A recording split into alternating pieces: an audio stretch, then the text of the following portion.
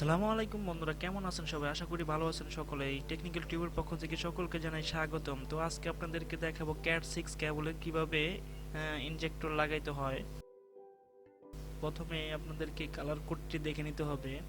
ফার্স্টে দেখতে পাচ্ছেন আপনারা, এটা হচ্ছে একটার সাথে একটা মিলিয়ে মিলিয়ে এভাবে কালারটি দিতে হবে। 8টা কেবল, 8টাই কালারটি দিয়ে দেওয়া হয়েছে। আপনারা খুব সহজে একবার দেখে নিলে মুখস্থ হয়ে যাবে, এরপর আর সমস্যা হবে না।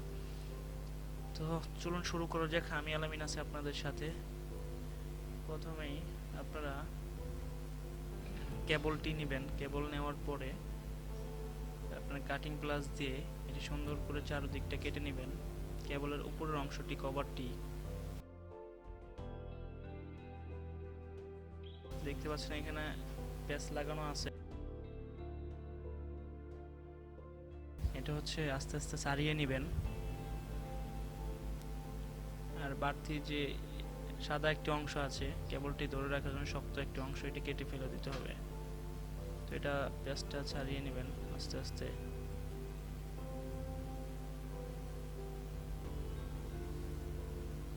খেয়াল রাখবেন বেশি পেঁয়াজ যেন না পড়ে যায়, তাহলে গোড়াটা ভেঙে যেতে পারে। ঠিক আছে,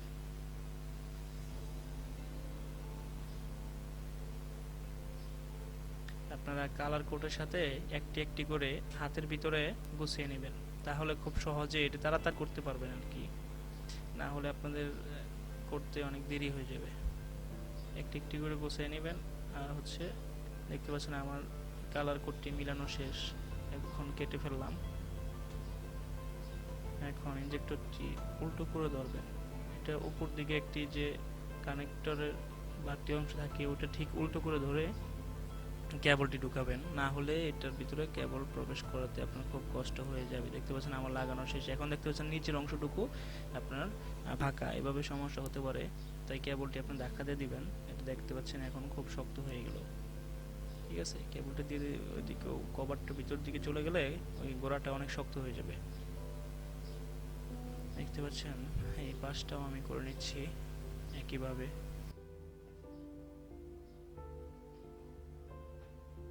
এটা আমি একটা কাজের জন্য নির্দিষ্ট মাপ দিয়ে কেটে নিলাম। আপনারা আপনাদের মতো কেটে নেবেন। আমি এটা হিকভিশন ক্যামেরার জন্য কাটলাম আর কি। তো হিক ক্যামেরার কাজ করার জন্য প্রথমে এটি ঢুকিয়ে নিলে ভালো হয়, না হলে পরবর্তীতে এটি ঢুকাতে অনেক কষ্ট হয়ে যাবে। এই দুইটা ঢুকাতে পারবেন খুব সহজে, কিন্তু ওইটা ঢুকাতে খুব কষ্ট হয়ে যায় যদি আপনার বড় কেবল থাকে। সে একই সিস্টেমে এটাও কেটে নেবেন।